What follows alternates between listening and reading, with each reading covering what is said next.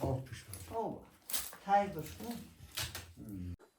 در یک ارتفاعی هستیم که فکر نمی‌کردیم اینجا آباد بشه. حالا تو ارتفاع هم نشونتون میدیم. ولی حاج آقا با همتی که داشته اینجا رو آباد کرده و خیلی سال طول کشید. چندین سال طول کشیده. 82 من اینجا رو خریدم. از 82 از دارم. سال 82. حاج آقا میگن زمانی که اینجا رو خریدن یه طورایی مردم میخندیدن. دست درد نکنه خودمون دایی دیدی؟ نه فرمایش چی؟ این چشم اندازی که اینجا داره به به. به به دست شما درد نکنه.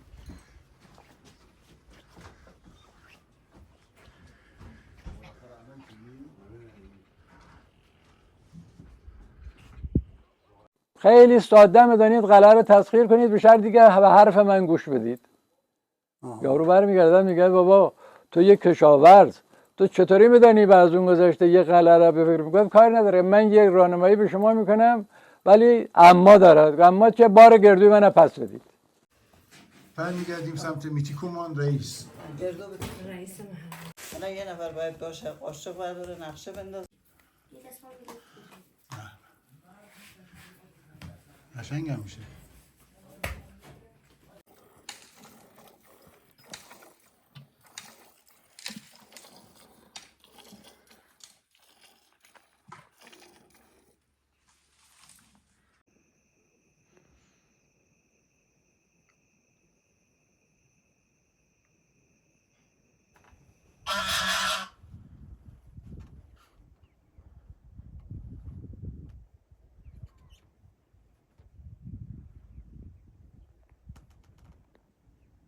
دنبال شکار ها.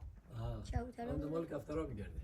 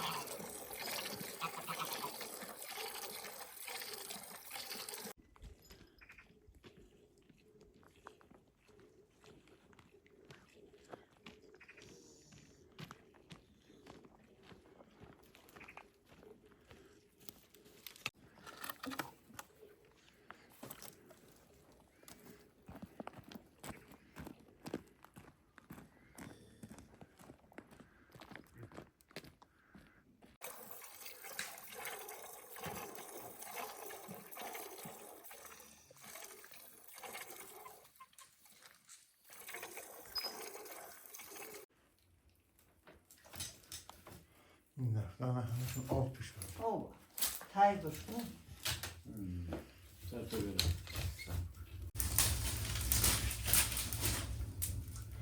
حسن تنور رو روشن میکنین که نون میپزین، درسته؟ آره.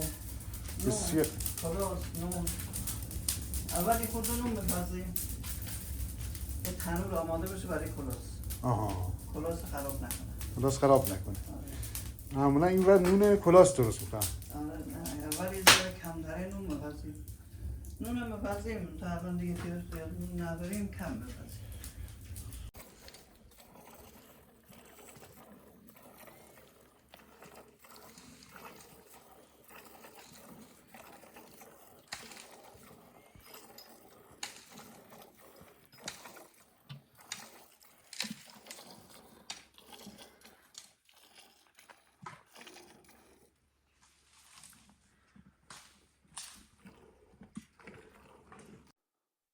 صبح بخیر. سلام.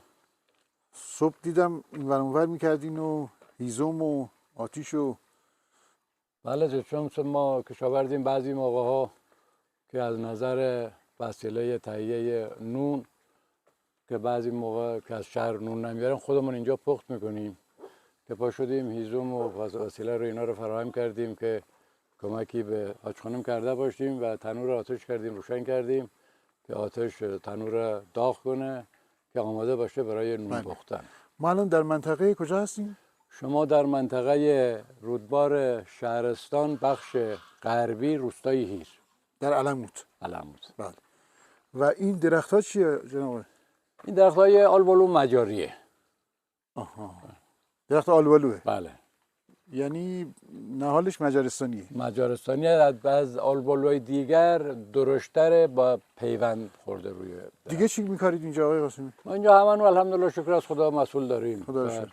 از نظر سبزیجات خودمون تولید میکنیم و تابستانا خریدار نیستیم.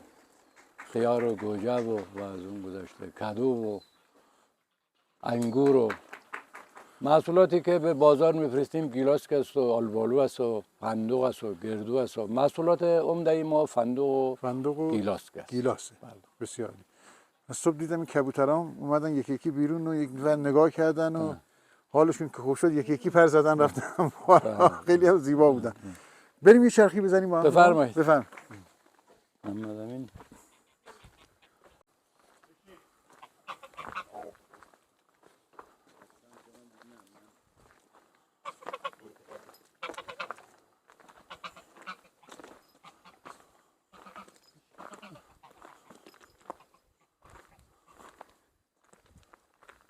سلام. سلام. خوبی؟ محمد امین. بله. صبح بخیر. صبح شما.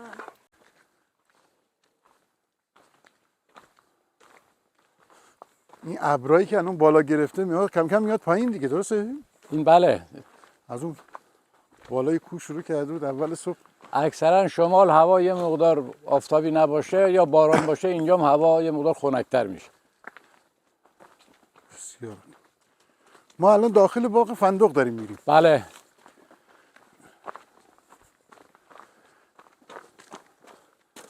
آقای قاسمی اینجا رو ماشاءالله همه رو خودتون آباد کردید. خودمون که در این حال وسیله بود است الحمدلله، مثل سابقت جاده به بالای که الان اینجا ملاحظه میکنید که با بیل میکانیکی کار شده. بله. جاده به پایین که عمدش فندقه با دست کار انجام دادیم. بله. ما فکر کنم تو ارتفاع هستیم دیگه الان، درسته؟ بله آخرین نفر از نظر ارتفاع بنده هستم. حالا من ارتفاعم نشون میدم. بله. بعد تو این ارتفاع مشکلی برای کشاورزی پیش نمیاره. از کدوم ور میتونیم بریم؟ این در بابا طرف گیلاس کار بزنیم. مشکلی که در این حال چرا سرما یه اثر داره، منتها در این حال باید یه وسیله های گرمایشی باشد مثل جاهای دیگه، ولی خب اون چیزی چند نداریم. از نظر سمپاشی بعد میشه جلوش گرفت اندازه‌ای که سنبای روغنی که پزشکم دارم به نام خانم دکتر بنامفر، پزشک مخصوص باغ منه. بله. که باش کار میکنیم با در جریان کاره که چه نوع سمی بده که چه موقع باید بزنیم چه موقع نزنیم. بله. هر چقدر میریم بالا آقا زیباتر هم میشه. خب بله ده کوهستان هستیه. اینجا سبزی و گیلاس دارید و بله این قسمت با گیلاس است. گیلاس که اسکو با سبزیجات و اونجا هم آفتاب گردون. بله. اینا در حد مصرف خودمون تولید میکنیم. بله. چون آب ما نمیرسه بر درخت. زمین زیاده ولی الان بخوام بکاریم لوبیا بکاریم می‌ذاریم 2 تن 3 تن لوبیا تولید کنیم. ولی آبمون کمه. آب نداریم. آب داریم ولی آوردنش طول میکشه دیگه. یه مقدار بله اونم زحمت داره. سرمایه‌اش.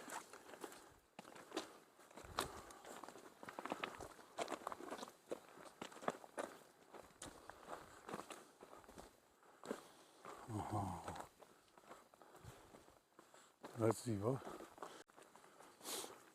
اینا رو هم گنجشکا میخورن. روسری بستیم که گنجشکا نخورن تو آفتاب گردون. لباس پوشیدن.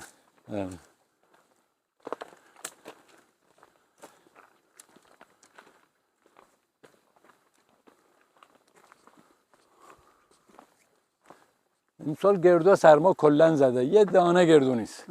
یک دانه دیگه درخت گردو است دیگه. یک دانه گردو نیست. سنگوری از این جسته.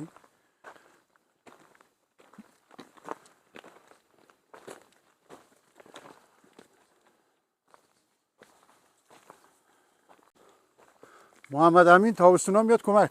بله.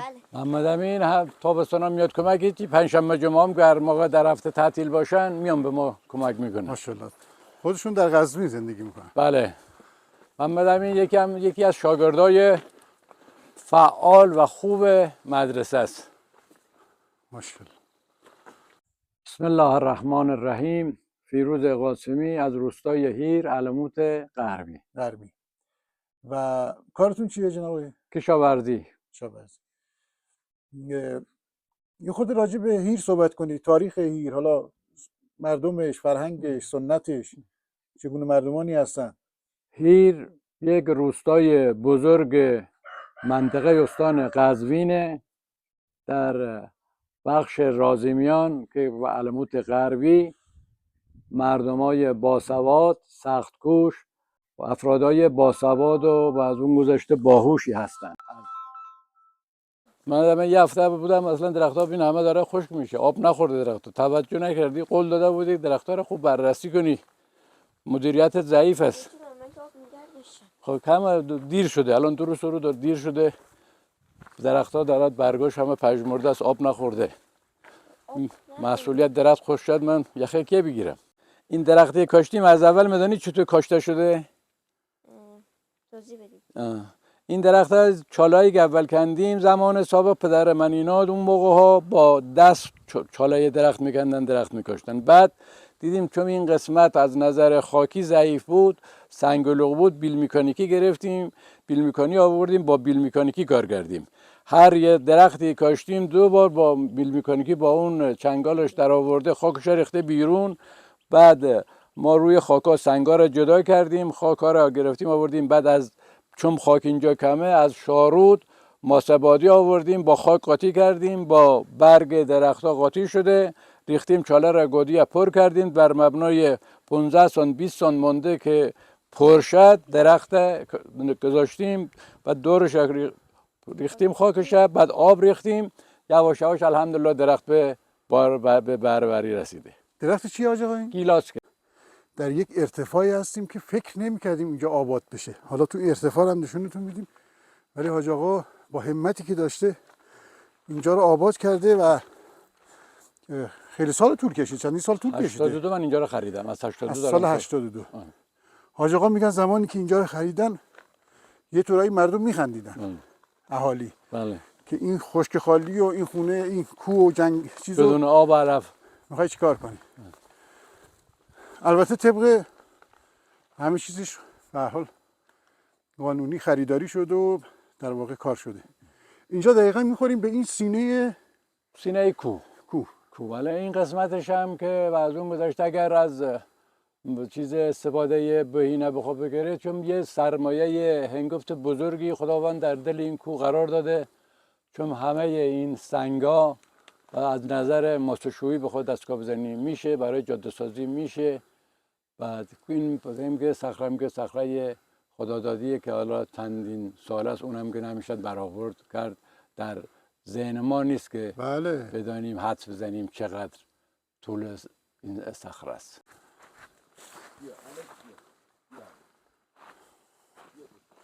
این شالولای خب این آبمان است که میاد توزیع میشه. اینم که میاد برای منبع خوراکی، برای ذخیره. یه موقع کمبود آب داشته باشیم. الان فعلا ذخیره‌مون هم خالیه.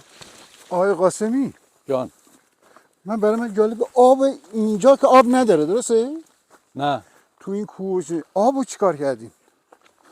آب در نظر یه رودخانه داریم به نام رودخانه نینرود که آب خیلی خوبیه که الحمدلله که چندین روستان دارن با این آب دارن زندگی میکنن و برنج علموتی که از بازار معروفه و پخت خوبی هم داره از همین آب نینرود استفاده میشه. ما هم در حدود 9500 کیلومتر 9500 متر لوله کشی کردم از سر چشمه و با یعنی حدود 10 کیلومتر از آب رسانی کردیم. از بلندی آوردیم بله. به آقای قاسمی. شما ماشاءالله معروفین به سخت کوشی و در واقع جایی رو که هیچ کی فکرش نمیکرد آباد کردید. یعنی ما الان دوستان عزیز در جایی که نشستیم با یه فاصله 300 متری از سطح روستا داخل کوه جاده‌های مارپیچ و اومدیم بالا و این باغ و این زندگی رو شما چه سالی شروع کردین؟ چه سالی کار کردین اینجا؟ من اصل هدف اصلا داستان خودتون رو بگید. بله. چی شد اومدید اینجا؟ بعد ما در شرکتی مشغول در قزوین مشغول کار بودیم. در 72 بازنشسته شدم. بعد از 10 سال بازنشستگی و ملکم داشتیم هیر، پدر مادرمون هم اینجا زندگی میکردن. از شهر دوباره برگشتم به روستا چون علاقه به روستا داشتم. دیدم نسل جوان یه سریا دنبال کار میگردن و همیشه میگن که کار نیست. من بارها به نسل جوان گفتم بابا کار هست. شما میز میخواد، میز نیست ولی کار هست. کار همیشه در هر دوره‌ای بخواد بگی کار هست. ولی من میگفتن که نه کار نیم. من به عنوان اینکه نسل جوان امید پیدا کنم، خودم هم الحمدلله احتیاجی به مال دنیا ندارم. یه بازنشستگی دارم میگیرم، ارثیه پدری دارم، اجاره بندی دارم در شهر. خدا رو شکر. و از اون احتیاجم به مال دنیا و استراحت افروزی ندارم. ولی بدانم که به نسل جوان ثابت کنم و یه سری از مسئولینم بعض اون گذشته بعضی کارا رو میگن نمیشد. آمدم یه بیابان برهود، یه 7 نفر بودن در تصرف اونا بود و بیابان کبیر بود. اومدن گوسفند میچرید، گاو میچرید. یعنی شما در واقع بعد از بازنشستگی اومدین کار 10 سال بعد از بازنشستگی. 10 سال بعد از بازنشستگی. 10 سال بعد از بازنشستگی. چند سال کار کردین بازنشست شدین؟ 23 سال. 23 سال. 23 سال کار کردم. یعنی وقتی که قرار بود بیای بشینی استراحت کنی تازه شروع کردی بیابون آباد کردن؟ بعد از 10 سال حالا تازه شروع کردم برای کار. بازنشستگی دوم میشه تقریبا. بعد از بازنشستگی دوم شروع کردیم به کار. یه بیابانی خریدیم. مردم گفتن اینجا رو چرا خریدی؟ به درد نمیخوره، سنگلوق، خاک نداره، آب نداره، بیابان برهوده. گفتم بالاخره خدا کریم، والله فکر میکنیم.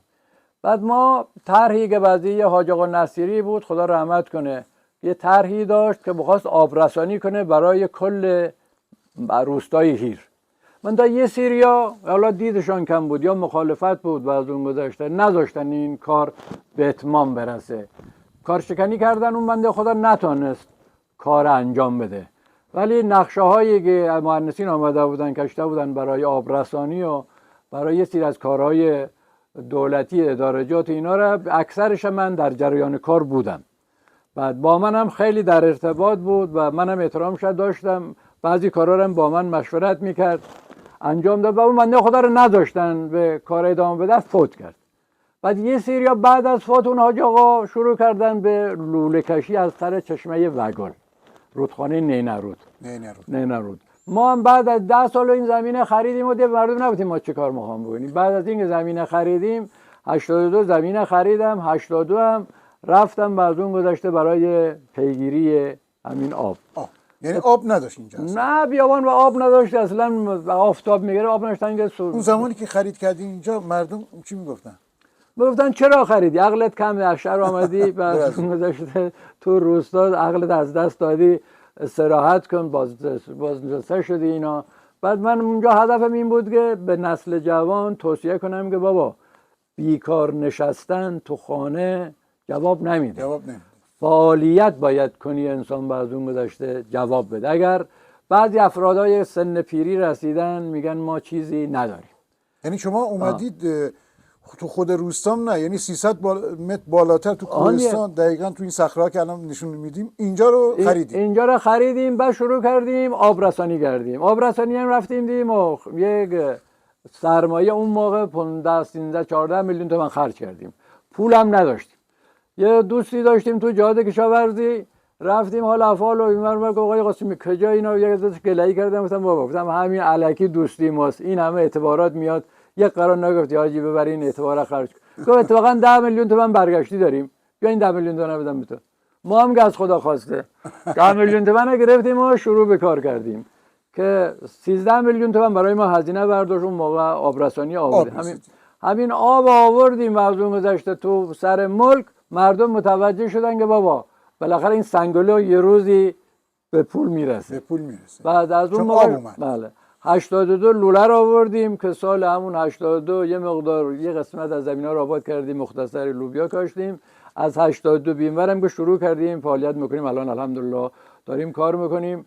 سالی بعد اون اگر یه موقع خوب بررسی بکنم سالی 1000 تا کارگر بیشتر کارگر میگیریم اینجا داریم کار میکنیم. یعنی تمام این دونه دونه این درخت‌ها، نوالا اینا رو شما کاشتید؟ همه را بعد اون زمین نبود. اول و حسابش رو بخواه بکنی متر، یعنی سانسان این حسابش اگر از نظر خرید بخواه بگیری هر سانسان تا خریدیم.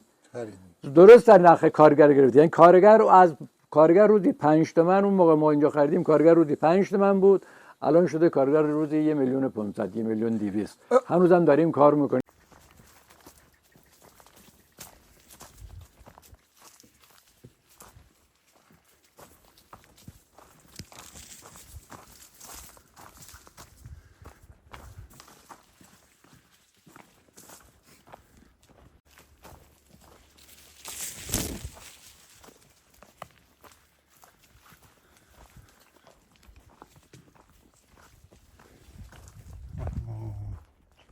میخوریم به استخر. این هم استخر برای آبیاریه دیگه. آبیاری درخت است. بله. چند متر گرفتین استخر آجا؟ 26 متر در 4 متر در 2 متر 20. 2 متر 20. محمد آبتنی هم میشه محمد همین کرد اینجا؟ بله. وسط تابستون که گرمه ها؟ چرا نمیرن؟ این آبتنی میرن ولی من توانش ندارم. یعنی استخری در وسط کوهستان.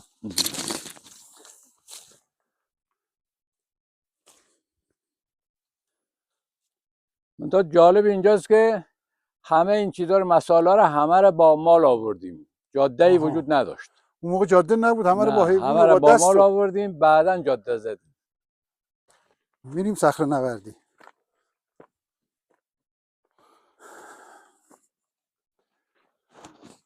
ما حد اکثر از زمین اون جایی که دونستیم استفادهشو اینجا دیدیم. این زمین قابل استفاده نیست. اینجا انگور کاشتیم، درخت انگور که میاد روی این سنگرقا رو میگیره. الان اینم بار انگور است. انگور آره. استفادهشو داریم میبریم.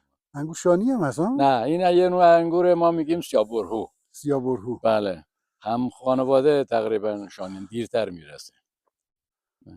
اینا کشمیشان خوبه. اینا رو میبندیم برای زمستان میمونه. به به کجا اومدیم؟ اینم روستاش. اینم روستا. این جاده رو هم که دیشب تشریف آوردید این جاده است که وارد باغ میشیم. این از اینجا هم که دور زدیم دور باغ. بله. ما الان اون روستا هیره. بله. بکنم در یه ارتفاع 200 متری باشه پایین. بله. این محوطه تمام سرسبزی‌ها رو که می‌بینی جناب قاسمی در واقع آباد کرده تا پشت سر ما که مشخص خودتون دوست دارید اینجا رو. خب انسان هر چیزی نه اینجا این یه تیکه رو میای همش اینجا قشنگ همه چیز زیر دستتونه. اینجا رو بچه‌ها رو گفتم چون الان بچهای ما 3 پسر 3 دخترن ماشاءالله. خدا از اونجایی که فعلا درست کردیم داریم سکونت میکنیم برای یه خانواده جواب میده. و گفتم از این چون این یه سنگ بزرگی که اینجا مشاهده میکنید انگار که فرض کن الان کلی باید خرج کنی همچون بتونی بریزی، خدا این کمک به ما کرده. یه مقدارم بیل میکانیکی بیاد اینا رو همکف کنه، یه جای مسکونی عالی است. خودش دیوار داره دیگه اینجا. خودشان در این حال اگر دوست داشته باشن هر کدامشون تقسیم کردیم، الان ببینیم به کی میرسه براشون خانه درست کنن. بیا خطر بیا خطر. ضمن تشکر از برادر جناب آقای موسوی و برادر دیگر من که در جوارش هستن اظهار تشکر میکنیم که این همه را زحمت کشیدن و برای بازدید منطقه و کارهای منطقه که تشریف آوردیم در خدمتشان باشیم که باعث افتخار ما و به غیر از این بعد از چندین سال که آشنایی قدیمی با پدر بزرگاشان داشتیم اتفاقی صحبت اضافه شده آشنا در آمدیم و نون نمک خورده بودیم که سالهای قبل در شمال. سلامت باشین. حالا ضمن اینکه بعد اون گذشته یه شعری بهشان هدیه کرده باشیم که اول وقت است یه انرژی گرفته باشیم بعد در خدمتشان هستیم. خواهش می‌کنم بفرمایید. گد مقصد ز کاخ صفحه و ایوان نگاشتن، کاشانه های بر فلک به فلک برفراشتن، گلهای رنگ رنگ درختان میوه‌دار، در باغ بوستان ز ره عیش کاشتن. دانی چراست تا به مراد دل اندرون، یک لحظه دوستی بتوان شاد داشتن. ورنه کدام مردم عاقل بنا کند، هرگز عمارتی که بباید گذاشتن. فکر کنم بیشتر واسه حال خودتون بود. در این حال آباد کردن و کاشتن و این شعرم اسمش من دو یک کتاب در آوردم، شعرهای خیلی قدیم هم هست. بله. ولی در این حال همینه دیگه. الان همه یه حساب میگیره در اینجا الان مثلا در 10 هکتار باغمو داریم آباد کردیم و داریم زندگی میکنیم و مثلا میگن بریم تو بوستان حاج فیروز، ولی در این حال یه بوستان فعلی حاج فیروزه، سالی به امانت حاج فیروزه، امانت حاج فیروزه. بله.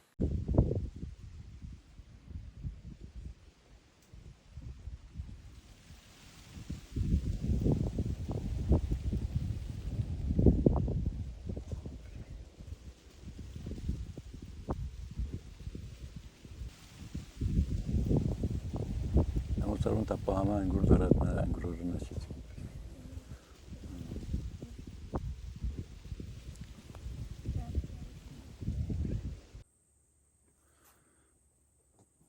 آقا قاسم اینجا تصفیه خونه آبه آره؟ بله موتورخانه میگیم. موتورخانه تصفیه خونه. آب از اونجا میاد که میریزیم که حل میشه به درختات مساوی تقسیم میشه. بسیار. کماکان ما الان داخل باغ گیلاس هستیم. گیلاس اینجا خیلی خوبه، معروفه. گیلاس اینجا همون چون آبش سالمه، بارش هم خوبه، ما تا اونجا هم مثل جای دیگه سعی میکنیم که اصلا کمتر استفاده کنیم.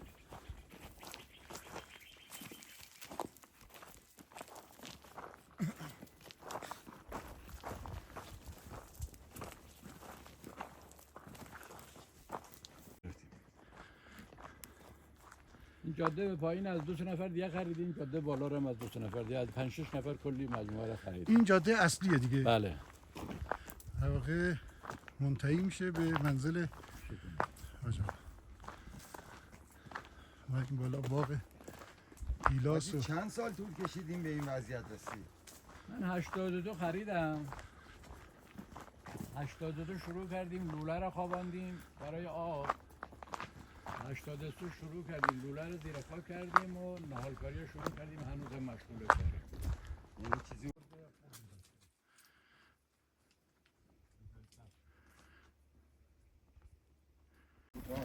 اینا رو خودم من زمانی که اینا رو خریدم اونجایی که سعی کردم طبق روز کنم. اینا رو زندگی کاشتیم، همه رو من تکی کردم در شهر این قسمت. این پاش آزیاته. چرا؟ دعوا کردم با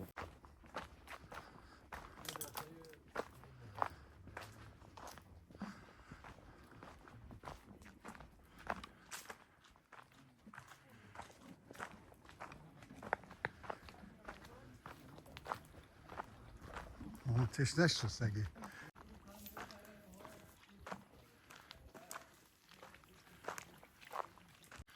سلام. سلام از ما جناب موسوی، خوبین؟ علی آقا صبح بخیر. عرض ادب. ارادت. شما خوبین؟ سلام. حال شما خوبه انشالله. سلامت باشید. صبح عالیتون بخیر. علی آقا رو حالا میذاریم خودش معرفی کنه دیگه. قربان شما برم. زنده خوبین باشید. علی آقا؟ الحمدلله. حال شما سلامت خوبه؟ باشید. زنده علی باشید. آقا از اهالی قزوین بسیار با صفا و دوست داشتنی. من درست گفتم دیگه آره؟ حالا تا حدودی؟ علموت غربی. علموت غربی ببخشید. سلام. آقای علموت داوودی، غربی. خوبین؟ کجا میری علی آقا؟ جان والا ما 2 روزی است که آمدیم از قزوین اومدیم. بله. به منطقه علموت غربی روستای هیر. یه بزرگواری داریم اینجا جناب آقای حاج فیروز قاسمی که دایمو میشه. اومدیم کمک کنیم در چیدن فندق، زغال اخته و کارهای دیگه که دست ما برمیاد. بسیار عالی. خیلی خوشحال شدیم. روستای هیر اصالتا خود ما بچه هیر هستیم، اما پدر بزرگم شاید یک قرن شاید اندی پیش اومده در روستای فلار شغل انبیا چوپانی دیگه همونجا مهاجرت کرده دیگه، ملک املاک خریده است و مونده و ما هم اصالت خود ما رو از دست نمیدیم و هر ساله رو میایم هیر خدمت دایی فیروز عزیز که مردی شریف بزرگوار دوست داشتنی. بله مشخصه با لباس کار رو ماشاءالله. زنده باشی. الان هم داریم تهیه روشن کردن تنور رو روشن کردیم برای پخت نان. نان محلی. حالا دایی و زندای هستن که حالا ماهی ما رو ببرن یا لواش یا کلاس. بله یا کلاس یا پنجه کش. بفرمایید در خدمتتون. زنده باشی. خیلی ممنون. محمد امین من چیکار کرد؟ کی؟ صحبه کرد محمد امین. محمد امین الان آره صبح تو باغ رفتیم حاجی دور زد و حاجی معرفیش کرد و یه نون محلی میپزن به اسم ما اینور. شما چی میگی؟ شما میگی علموت و سمت اشکبر و شمال میگیم کلاس. کلاسه. اما میگیم کلاس. کلاس اینو نون محلیه. اینو محلی کلاس. تخم سیاه میزنیم، مازگرده میزنیم. در واقع نون کیک شیرینیه مثل آره داخلش هم کلی روغن و نمیدونم پوت کیک و پوت چیزو خیلی ریختیم، شکر و ولی برای نون نه، نون فقط آب و نمک. نه بابا این کار هستی. نه ماشاءالله یاد گرفت. میگم که تقریبا اولین بارمه ولی میخوام که یاد بگیرم. یاد میگیرم. دوست دارم یاد بگیرم.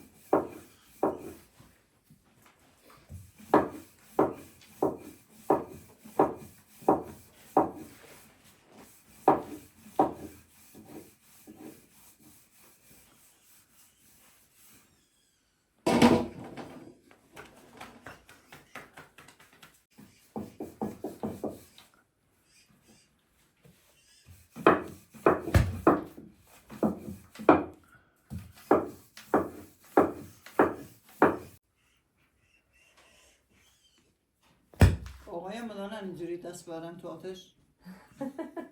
نه والا واقعا کار سختیه.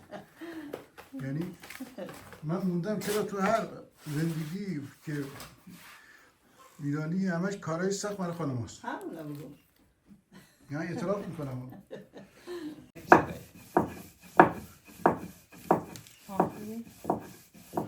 قسمت به ما چند روز علم میگیم امروز فردا قسمت ما امروز قسمت ما.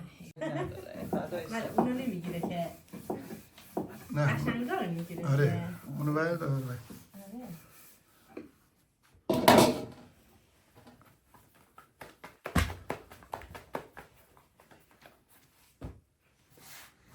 سفرت هم پاس شده ها.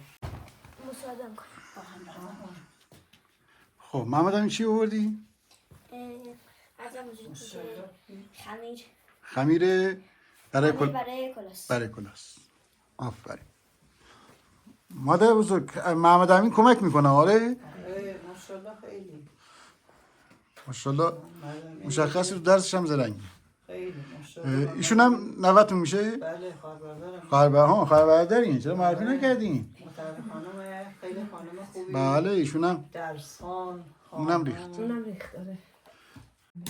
خب الان قراره همون نون شیرینی کلاس بپزیم. بله الان کلاس می‌پزیم. بعد این خمیر عادیه درسته؟ نه این همون آرد است ولی موادش زیاده. چی زدیم؟ شکر زدیم، روغن زدیم، بله. شیر زدیم، پیکنیک کیک زدیم، تخم مرغ زدیم. بله. الان ور اومده در واقع. الان قشنگ ور اومده. کلوس کلا باید قشنگ ور بیاد. ور بیاد. بله. به ما اینجوری ور نیاد کلوس خوب نمیشه. خب بعد الان چونش میکنی درسته؟ الان چونش میکنیم، پخت میکنیم. موادم که آماده، زعفران و تخم سیاه و نه دیگه نه. مغز گردو. تخم سیاه، زعفرون و این کره است؟ نه اون پنیر رو با نون بخوریم. آها پنیر با نون بخوریم. این جزء چیز نیست. تخم مرغ و اینم گردوه. مغز گردو. به چه شبه. چه شبه. بله. تو این الان تخم مرغ میشکنیم داخلش، زعفران میریزیم. پس برای آماده کردن مواد اول تخم مرغ. اول تخم مرغ، بعد زعفران میریزیم، بعد کنجد میریزه، تخم سیاه. از این دارم که لاش میذارم اون باید من بذارم اینجا. ببین بلدی؟ این یعنی چند نفر کار میبره. یکی نقشه بندازه، یکی مواد بماله، یکی بزنه تنور. این باید چند نفر باشه.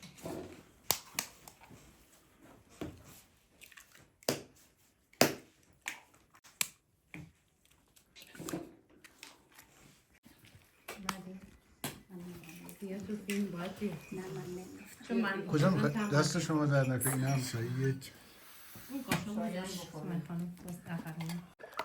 تخم مرغ بس خانم واسه باید قشنگ هم بخوره. هم بخوره قشنگ باتی بشه دیگه. یه ذرم از این آب بریز که تخم مرغ کش نیاد. آرد میریزین که تخم مرغ کش نیاد. اینجوری بلند کنه بذاره به کلوس کش نیاد. یعنی پیتزایی نشه.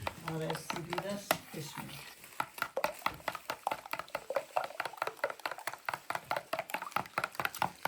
زعفران هم اضافه کن. من بدونم زعفران. خب الان اونم باید قشنگ مخلوط بشه. یه گله آب بریز توی لیوان قاطی کن. حیف از زعفران به این گرانی. بله. آفرین. مخلوط کن قشنگ همش بزن آماده بشه. بعدا تخم سیاه بزن.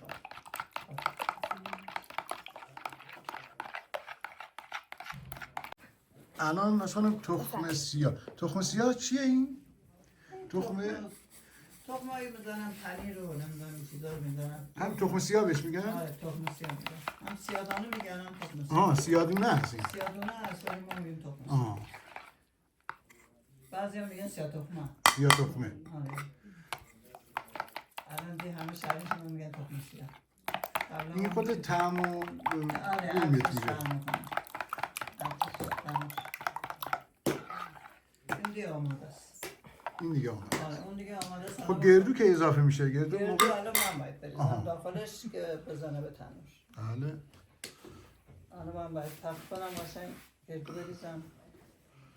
گردو هم بدید من. برمیگردیم سمت میتیکومان رئیس. گردو بدید. رئیس محل. اوه من نگرفتم. نه اینه که نباست. نه سختره. من فکر همه هستم. آقا سوخته چی اصلا فسوشنه؟ جمعیت. برای من گردو میریزم لای این. خب اینجوری جمع میکنم. گردو ریختی لای چونه نون. آره.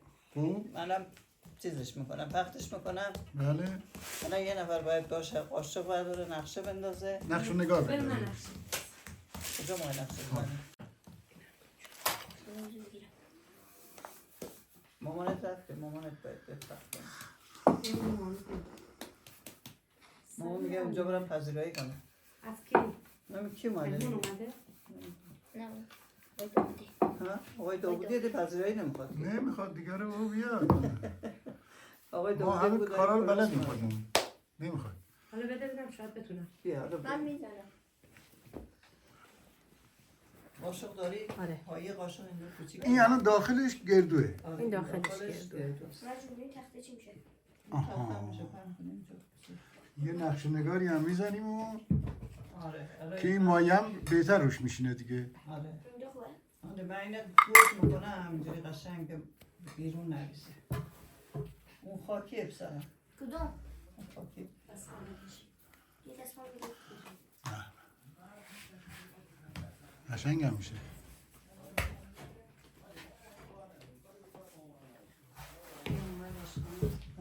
بیا این وقت کن دیگه بیا اینجا بیا این وقتش کن اینو کاری دیگه نداری؟ چیه؟ زنده یه دونه رفت چرا؟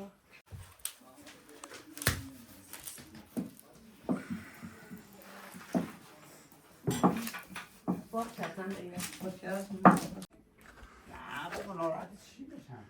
تو اینجا منو ندیدی؟ دست درد نکنه خودم دایی دیدی؟ دیدی؟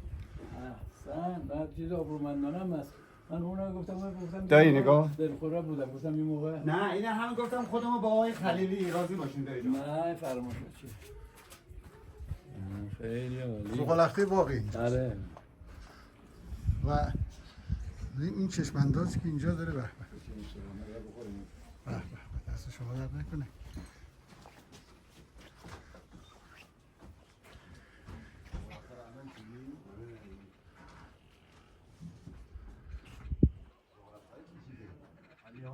من صبح چیدم. زیاد علی ها چیزی قابل شما نداره ببرید شما. من یه میلی خوب از تو تا الان سریع خودتون برید.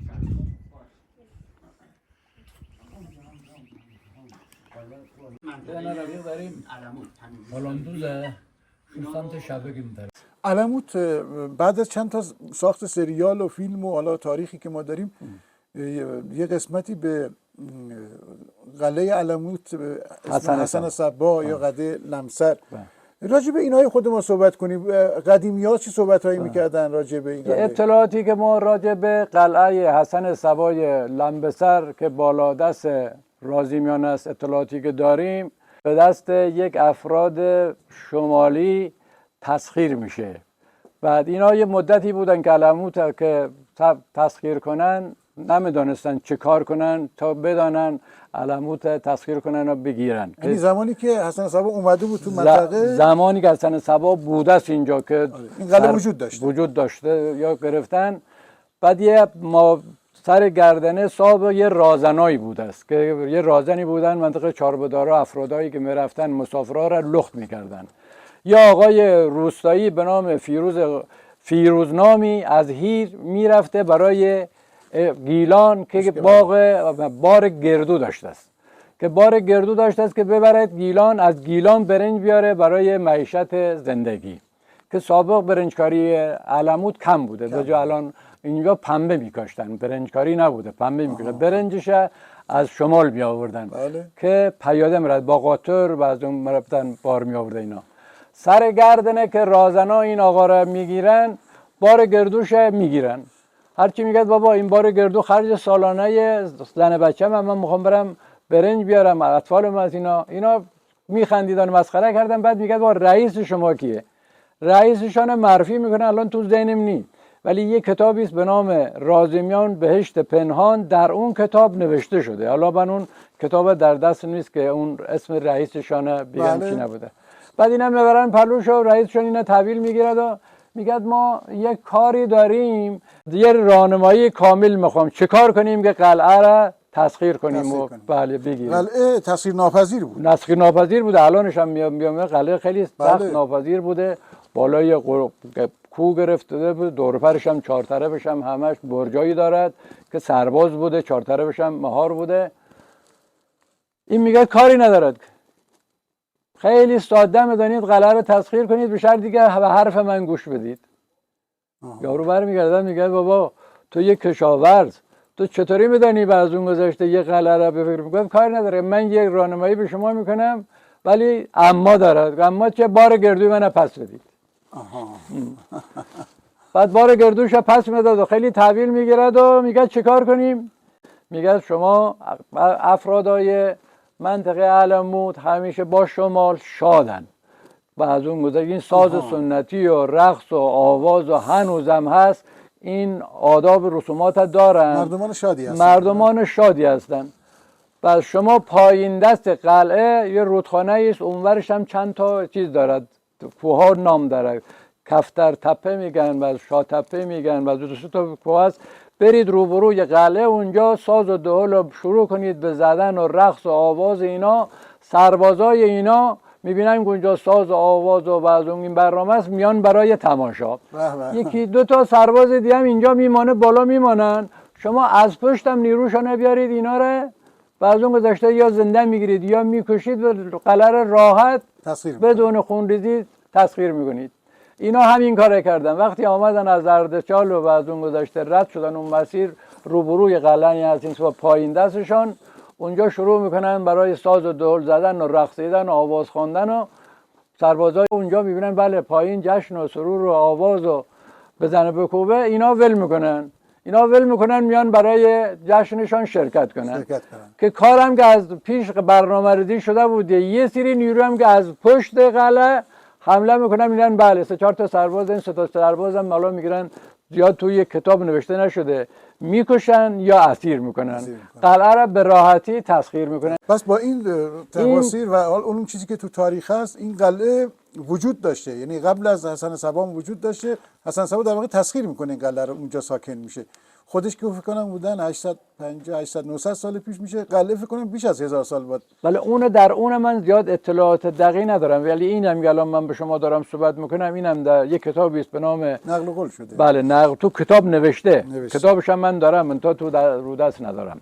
و توی بعد اون رازیمیان بهشت پنهان تو اون کتاب نوشته شده، به دست یه فیروزنامی با فکر فیروزنام تسخیر میشه. بعد فیروزنام بعد اون گذاشته نخست وزیر خودش میکنه که پایین دست کوه که شهرستانن میگن و منصورباغ و زمینای اینجاست، اون زمینا رو هم همه رو میدن به فیروزنام که حتی سندم میزنه. این سندم تا چند مدت پیش شمال یک نفر بود به نام آقای محمودی، در دست اونم بوده، ولی من از بچه‌هاش سوال کردم میگفتن ما اطلاعی نداریم. حالا چقدر حقیقت دارد؟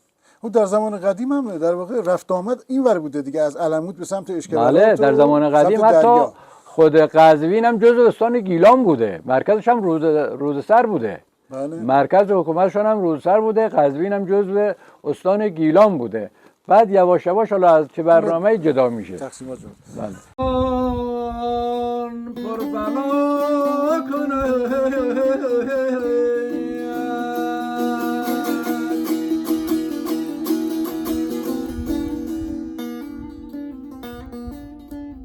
اگر این امان برسد مژده امان،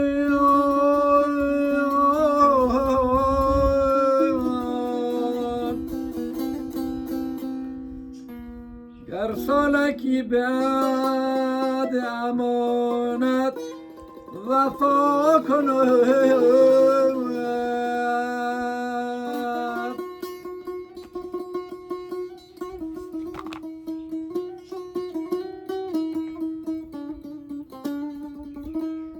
گرن پیش آید و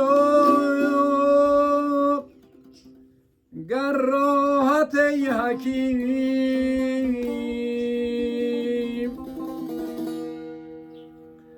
نسبت مکن به غیر گینها خدا کنه.